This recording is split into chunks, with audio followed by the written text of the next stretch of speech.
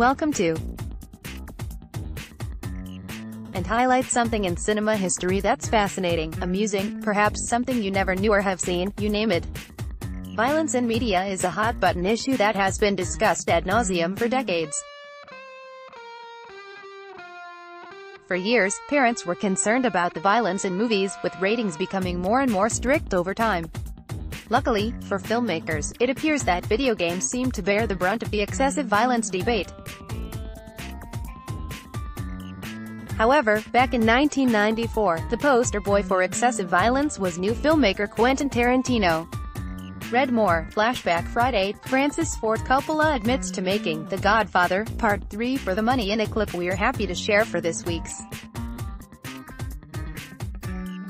As Tarantino says in the clip, De Palma was the filmmaker getting criticized for his use of violent imagery.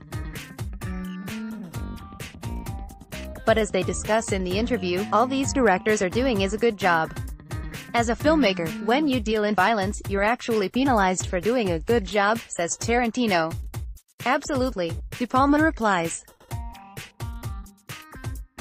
At the time, Tarantino was being criticized for his breakout film, Reservoir Dogs, which features the now infamous ear-cutting scene.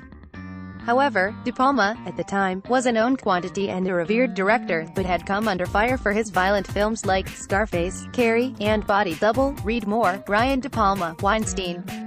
Horror gets a title. This is Soderbergh. Tarantino has not shied away from violence at all, and some might say his films get progressively gorier. De Palma, on the other hand, has slowed down his output but has continued to use violent films to discuss controversial topics, such as war.